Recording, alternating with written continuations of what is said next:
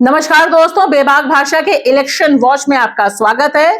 2024 के चुनाव में सबसे बड़ी तस्वीर यह है कि भारतीय जनता पार्टी किस कदर महिला विरोधी है, किस कदर महिलाओं के खिलाफ ही, और यहां तो हिंदू महिलाओं के खिलाफ ही साजिश करने में उतारू दिखाई दे रही है। जिस तरह से भारतीय जनता पार्टी ने चुनाव की शुरुआत में संदेश खाली यानी पश्चिम बंगाल को मुद्दा बनाया और वहां पर जो बड़े पैमाने पर हिंसा हुई, जो रिपोर्ट की गई, उस आधार पर ममता बनर्जी के खिलाफ मोर्चा खोला गया, रेड पड़ी, वहां से गिरफ्तारी हुई और देखिए जो खुलासा हुआ है वह कितना भयावह है।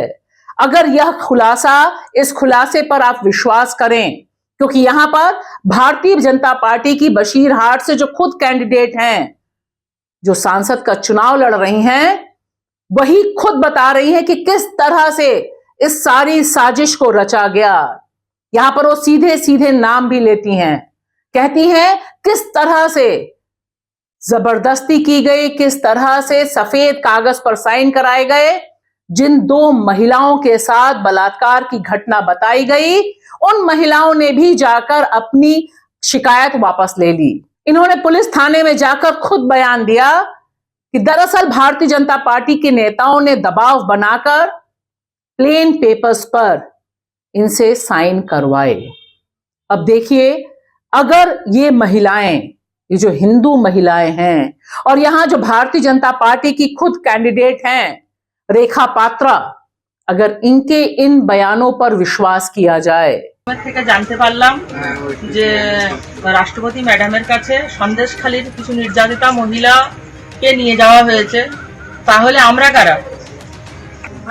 আমরা নির্যাতিতা মায়েরা যদি সন্দেশখালীতেই পড়ে আছি, তাহলে আমাদের মুখ নিয়ে কারা গিয়েছে এটা তো আমাদের জানার প্রয়োজন আছে। আর ওখানে যে রাষ্ট্রপতি ম্যাম সেদিন এসেছিল যে কার কার অভিযোগ আছে বলতে হবে, সে অভিযোগ বলার পরে অভিযোগ করার পর সাদা কাগজ হাতে দিল, সাদা কাগজে ব্ল্যাঙ্ক কাগজ দিল, ব্ল্যাঙ্ক কাগজে সই করতে হবে। সই করে দিয়ে চলে গেলাম বাড়িতে। তারপরে 4-5 দিন পরে তারপরে থানার থেকে একটা নোটিশ যায়। নোটিশ যাওয়ার পর জানতে পারি যে আমরা কেস করেছি। কি বিষয়? ধর্ষণের কেস। মহিলা কমিশন এসেছিল থানায় না, ওই দিন অনেক বৌজিকে ওই পিয়ালি ডেকে নিয়ে এসেছিল। তা আমাদের আসতে ওরা বললো যে তোমাদের কি অভিযোগ আছে বলো।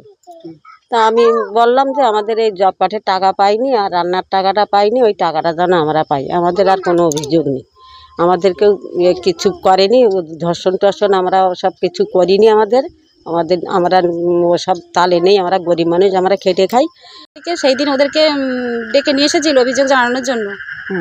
থানায় নিয়ে এসে ওদেরকে একদম সাদা কাগজে সই করে নিয়েছিল, নিয়ে ওরা নিজেদের মতো কেস সাজিয়ে কেস ফাইল করে দিয়েছে।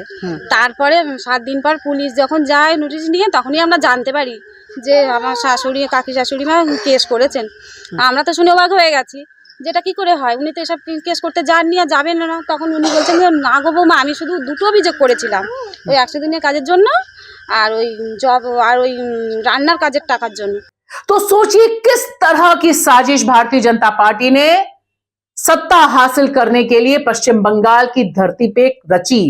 क्योंकि कुछ ही दिन पहले संदेश खाली को लेकर ही स्टिंग ऑपरेशन आया, एक वीडियो बहुत वायरल हुआ जिसमें लोग बात करते हुए शुभेंदु अधिकारी तक का नाम लेते हैं, जो भारतीय जनता पार्टी के वरिष्ठ नेता हैं, टीएमसी से बीजेपी में गए और वहां पर लोग खुलकर बता रहे हैं, अगर वह स्टिंग ऑपरेशन सही है तो, कि किस तरह से यह सारा का सारा मामला भारतीय जनता पार्टी के कहने पर किया गया।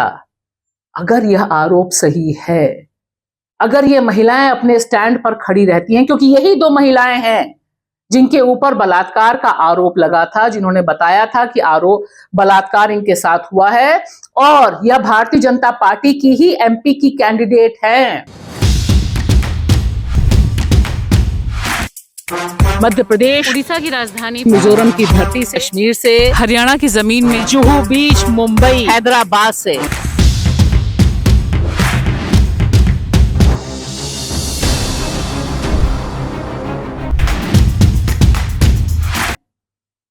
इतने बड़े पैमाने पर साजिश औरतों के खिलाफ, हिंदू औरतों के खिलाफ, कितनी भीषण है, कितनी दर्दनाक है।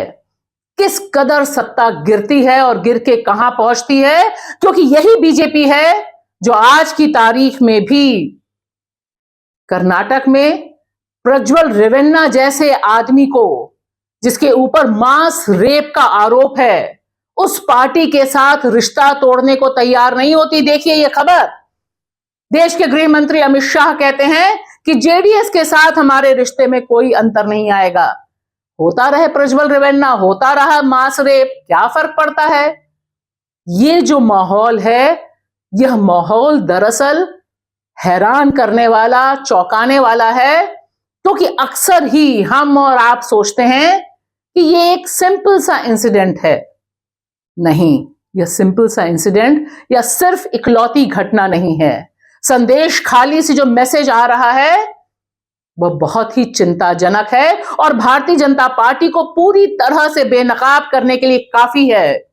सुनिए ममता बनर्जी ने क्या कहा। ममता बनर्जी ने कहा, संदेश खाली पर प्रधानमंत्री नरेंद्र मोदी ने बहुत दुख जताया था, लेकिन किस तरह से संदेश खाली की घटना को पैसे देकर सजाया गया। बीजेपी याद रखे, पैसे देकर पैसे तो कमाए जा सकते हैं, लेकिन एक बार औरत का आत्मसम्मान चला गया तो उसे वापस नहीं लाया जा सकता। आपको सतर्क कर रही हूं कि बंगाल की महिलाओं का इस तरह से अपमान ना करें। সন্দেশখালি আপনারা কেউ ভাবতে পেরেছিলেন প্রধানমন্ত্রী এসে কত কাঁদছেন, মনে হচ্ছে আহারে মায়ের দুঃখে ওনার বুক জড়িয়ে যাচ্ছে। ঘটনাটা কিভাবে সাজিয়েছিল একবারও বুঝতে পেরেছিলেন? একবারও বুঝতে পেরেছিলেন সন্দেশখালি কি করে টাকা দিয়ে সাজানো হয়েছিল? আমি বিজেপিকে বলবো, মনে রাখবেন, টাকা দিলে টাকা পাওয়া যায়, কিন্তু মায়ের আত্মসম্মান চলে গেলে একবার সেই আত্মসম্মান ফিরে পাওয়া যায় না। বাংলার মায়েদের নিয়ে এ অসম্মান করবেন না, এ অপমান করবেন না, আপনাদের সতর্ক করে দিচ্ছি। और इसी के साथ साथ देखिए द ग्रेट बृजभूषण शरण सिंह का यह बयान जो आपकी स्क्रीन पर है। देखिए इस स्टेटमेंट में बृजभूषण शरण सिंह, जिनके ऊपर गंभीर यौन शोषण के आरोप लगाए, तमाम जिनको आप और हम अक्सर सिर्फ हिंदू बेटी के तौर पर देखते हैं, महिला ओलंपिक मेडल लाने वाली महिला पहलवानों ने, और यह शख्स कहता है आज भी भारतीय जनता पार्टी मेरे साथ है, अगर मेरे साथ नहीं होती तो मेरे बेटे को चुनाव कैसे देती। सुनिए मिस्टर मोदी, यह है आपका बेटी पढ़ाओ और बेटी बचाओ का नारा। तो एक तरफ तो 2024 में बेटियों, महिलाओं के साथ, उनकी इज्जत, गरिमा, सुरक्षा के साथ खिलवाड़ करने वाले लोगों का चेहरा बेनकाब हो रहा है, वहीं दूसरी तरफ सिर्फ 2-3 तस्वीरें हैं, लेकिन ये 2-3 तस्वीरें बता रही हैं कि किस तरह से तंत्र को बिल्कुल बेकाबू हाथी में तब्दील कर दिया है मोदी जी ने। यह उनके राज्य से ही वीडियो आया है, यह लाइव किया उन्होंने फेसबुक लाइव दाहोद से, और इसके जरिए इस शख्स ने बताया कि मोदी काल में द मदर ऑफ डेमोक्रेसी का आलम क्या है। यह शख्स अगर सत्ता के नशे में चूर होकर फेसबुक लाइव नहीं करता तो शायद आज आप, मैं and the great milord, the great supreme court ये तस्वीर नहीं देख पाते जहां पे वे बता रहे हैं कि ईवीएम कितना सेफ है और बैलेट में किस तरह से गुंडागर्दी होती थी। शायद मिलॉर्ड की नजर से भी ये गुजरा होगा। और देखिए बेचारा चुनाव आयोग कलेजे पे पत्थर रख के उसने यहां पर दोबारा से मतदान का आदेश दिया। क्या करता, मरता क्या ना करता। इतने बड़े पैमाने पर एक शख्स खुलेआम पूरे के पूरे पोलिंग बूथ पर कब्जा करता है, फेसबुक लाइव करता है और दिखाता है कि मैं कितनी बार कमल का बटन दबाता हूं, देखो। और सिर्फ यही मामला नहीं रुकता मिलॉर्ड, मोदी जी के शासनकाल में यही गुल खिलता है भोपाल में, और भोपाल में भी यह शख्स अपने छोटे से बच्चे को ले जाकर वोट डलवाता है ईवीएम से।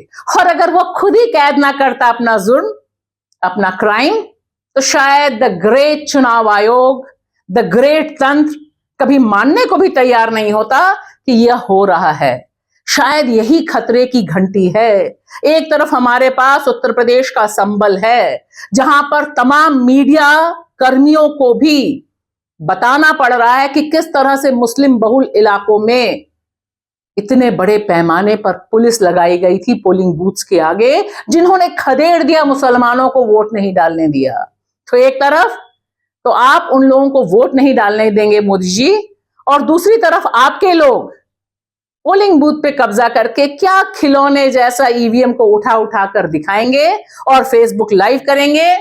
मेरा मानना है कि भक्तगणों को इनसे प्रेरणा लेनी चाहिए और हर बार इस तरह से बूथ कैप्चर करते समय खुद ही लाइव करना चाहिए। मोदी जी, इन्हें रोकिएगा नहीं। दरअसल यही लोग आपकी मदर ऑफ डेमोक्रेसी की रक्षा कर रहे हैं। शुक्रिया।